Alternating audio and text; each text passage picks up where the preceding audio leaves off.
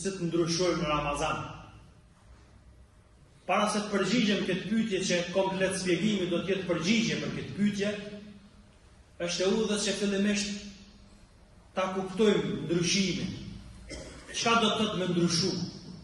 Me ndryshu do të thotë me kalu prej një gjendje më të mirë. Prej një gjendje jo të kënaqshme, një gjendje më të mirë edhe të kënaqshme me lejen e Zotit. Apo me thonë ndryshe, prej një gjendje jo dëshirune, në një gjendje të dëshirune. Po para se ta kuptoj ma mirë këtë, në pyetja me njëherë vjen, nga vjen ndryshimi? Shumë njerëz ndryshimin e lypin tek tjetri, jashta vetës. E Allahu xhaleshanu po na tregon ligjin e ndryshimit. Ajetin që e lexova thot Allahu nuk e ndryshon gjendjen e një populli, përderisa ata nuk e ndryshojnë vetën e tyre. Pra ndryshimi nuk do të me kërku jashtë. Ndryshimi është mu kthy te vetja. Prandaj muji Ramazanit është muji në kërkim të vetës, kërkim shpirtit, kërkim potencialit që njeriu e ka të brendshëm. Prandaj Zoti po na tregon këtë ajet kuranor se ndryshimi fillon pra prej vetës. Cilat janë ato kushtet të ndryshimit, në mënyrë që po që se i plotësojmë ato, kemi me arrit synimet tona apo ndryshimin ton këtë muj të madhrueshëm të Ramazanit. E para është njeriu me dashur me ndryshu, dëshira për të ndryshuar. Ai që nuk don, nuk ka mundësi të ndryshojë. E dyta është me ndjek rrugën që na çon neve tek ndryshimi. Mi u përmbajt programit Zotit, mi u përmbajt kërkesat Zotit, mi respektu ndalesat e Allahut, mi u përmbajt edhe programit pasi që po flasim në Ramazan, programit Ramazanit. Me agjeru, mu falë, mi kushtu rëndësi namazit, me falë namazin e taravive, mu lidh me Kur'anin, me lexu, me dha sadaka, me qenë ma bujarë se sa jashtë e Ramazanit, pra mu mundu që kjo është rruga e cila çon të ndryshimit. E treta, me ushtru, me praktiku vullnetin. Sepse njeriu që ka vullnet fuqishëm, i qanë male. Pra, ma kemi nevojë që me ushtru vullnetin ton për me ardhë deri te ndryshimi. Dhe kushti i katërt, ndryshimi fillimisht fillon pra, siç tham prej vetës. Si të ndryshojmë? Për me ndryshu do të me pas parasysh disa elemente.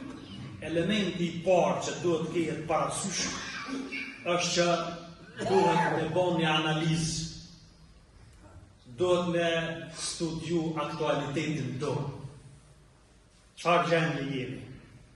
Sikur ai mjeku i cili e analizon mirë, mundohet t'ia gjetë diagnozën pacientit me kontrolla që ja bën, fillimisht, e pastaj e jep ilaçin. Nuk e shkruan në një receptën, po fillimisht e kontrollon smurin. E pastaj, pasi që e gjon ku është problemi, e përshkruan recetën. Edhe na, për me ndryshu në Ramazan përgjithësi, ne kemi nevojë mas pari ta studiojmë, ta analizojmë gjendjen tonë. Çfarë kemi të vepru mirë, çka jemi duke vepru mirë dhe çka nuk jemi duke vepru mirë. Cilat janë përparësitë dhe të metat, cilat janë gjunohet tona, cilat janë zakonet e mira dhe zakonet e liga. Kur ne veprojmë këtë formë, atëherë mund të kalu te hapi i dytë. Hapi i dytë është qëllimi. Ne vendos qëllime, objektiva ndryshimit tonë. Për çka do dojna ndryshu? Çfarë është qëllimi i ndryshimit tonë? Cili është qëllimi që na dojna me ndryshu? Çush do ma ndryshe, çush do me pa në veten, çfarë gjendje do me pa veten? Kur na i kemi parasysh këto gjëra, atëherë na i vendosmi qëllimet, jo 2, 3. Qëllimet mund të jenë të ndryshme. Mund të jenë qëllime shpirtërore, do na mund ngrit në aspektin shpirtëror, këtë pikë. Mund të jenë në aspektin e dijes shkencës, do na më përparu me ngrit nivelin e dijes në këtë fushë. Mund të jenë në aspekte të tjera. Pra, qëllimet mund të jenë të ndryshme, po që realisht i shërbejnë aty ndryshimit që ne po e kërkojmë. Dhe e treta, vjen planifikimi. Për me ndryshu do të me pas plan. Pa plan nuk mund është me thonë që ke ndryshu, se s'ki qysh me matë.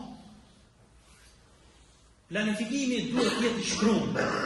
Po që se nuk është i shkruar, nuk mund të quhet planifikim. Ai që ka dështu me planifiku, ka planifiku me dështu. Edhe një herë, ai cili ka dështu me planifikim, ka planifiku dështimin e vetë. Prandaj planifikimi është i domosdoshëm. Çka do me realizu në Ramazan? Kthehemi edhe një herë të qëllimet para se me përmend pikën e 4 dhe të parafund. Pejgamberi jon Muhamedi alayhi salatu wassalam është shembull më i mirë i ju. Ai është modeli jon më i mirë. Nëse flasim ne, dojna me ndryshu gjendjen tonë në raport me Koranën se kemi hinë hak Koranit. 19 muaj ndoshta se kemi shpletu. E ka rrok plohëri. Atëherë duhet të vendosmë qëllimet. Çfarë qëllimi do të vendosmi në aspektin me kuptu Koranën?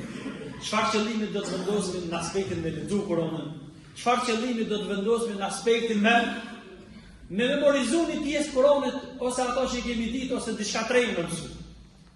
Kur ka lexu pejgamberi Kur'anin, a dini ç'ka reagu? Kur janë përmend ajetet ku Zoti ka folur për xhenetin, pejgamberi është ndalë, thonë o Zot, na adhuro xhenetin Firdaus.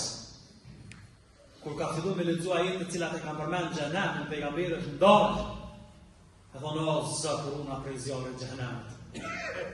Kur pejgamberi ka lexu ajetet që flasin për madhrinë e Zotit, pejgamberi është ndalë dhe ka thonë subhanallah, e ka madhru Zotin, e ka falendëru Zotin. Kur ka përmend ajetet cilat kanë folur për të mirat që Zoti ka dhënë njerit e që janë pa numërta, s'ki mundësi mi numëru, pejgamberi është ndalë dhe ka thonë alhamdulillah, e ka falendëru Zotin dhe ka qenë mirës. Vëllezër të nderuar, edhe dy fjalë për Koranin. Pejgamberi është anku të Zotit. Jena në në Ramazan në Koranit. Dhe ndryshimit që më shumë t'i ndihmon ndryshimin tonë është Kurani, sepse është libër i cili ka ardhur me bërë revolucion të ndryshu. Pejgamberi alayhis salam në anku të Zotit ka thonë o Zot inna qaumi takhadhu hadha al-Qur'ana mahjura. Populli jam e kanë braktisë Kur'anin. Zoti ka përmend Kur'anin. Këtë brand pejgamberit tonë Muhammedit alayhis salam. Vjen Ramazani për më thonë o musliman, o iftarët e këtij libri, merr në Kur'anin në dorë, lexone, studione, mësone, praktikone, sepse Kur'ani do të ndërmjetësoj për juve nesër ditën e gjykimit. Kur'ani do të thotë o Zot, filania, kanë lexuar mu, i kum pengu natën prej gjumit, sepse janë merr me leximin dhe studimin tim, sot po ndërmjetësoj të ti që ti fosh në xhenetin tua. Khalid ibn Walidi, Zoti e mëshiroft, fund të jetës tij e ka kopë Kur'anin në dorë dhe ka filluar me çajt. Ka thonë, pse po çajt po Khalid? Ka thonë për Zotin, nëse i kum hin hak dikujt, i kum hi Kur'anit sepse më koni angazhuar në luftë në rrugën e Zotit. Dhe nuk më vara shumë me shpletu. Nëse i kum hi në hak dikujt, i kum hi në hak Kur'anit. Këtë muaj të Ramazanit, të nderuar vëllezër, për me pas ndryshimi vlerë dhe efekt, ne duhet mu ballafashu me pengesat që na pengojnë neve për me ardhur deri te ndryshimi. Sot mediat, serialet ndryshme, programet ndryshme, nëpërmjet media tona, sidomos ato shqipfolse, bën pengesë shumë njerëzve mja u vjedh, mja u marrë Ramazanin. Dhe ne jemi ata që këtyre media, këtyre programeve, edhe pse shumë prej tyre të shturura, ne ju dhojmë vlerë duke i shiqu. Me emrat ndryshëm, ku familjarë tonë, fatkeqësisht njerëz tonë, me orë tona, që ndrojnë edhe në Ramazan, para ekranëve televizive, para këtyre programeve cilat janë larg Zotit dhe larg mësimeve të Zotit dhe të pejgamberit të Zotit. Për me ndryshu, është shumë e rëndësishme u ballafashu dhe me rezistu këtyre pengesave që i përmena, këtyre turbulluzëve, këtyre vjedhësve që na vjedhin kohën në Ramazan. Në kohën e Omerit radiallahu anhu, që kanë shtrajtu mishin. dhe popullata janë anku të prisi besimtarëve, të kryetari i shtetit, o emirul mu'minin, o prisi besimtarëve, mishi është trajtu. A dini çfarë tha Omeri? Tha liranin, po thana nuk e shesën, tjerë të shesën, po se bleni, sepse kur ju nuk i shiqoni ato televizione, ato programe, ato falimentojnë, shiqimet tona, atyre ju qojnë fitime. I njëjti halife ka thonë një fjallë shumë të mirë, zanja frymen të keqes duke e shpërthirë.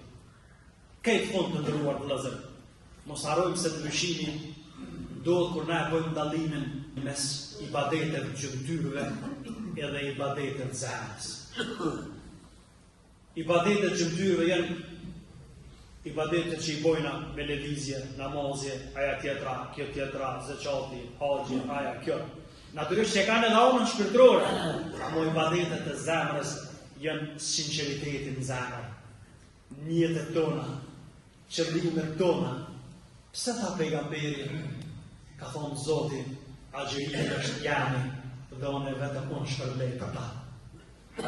Pse nuk tha për na adhurime tjera? Sepse këtë adhurime tjera janë vepër. Për më falë du të me vepru të që.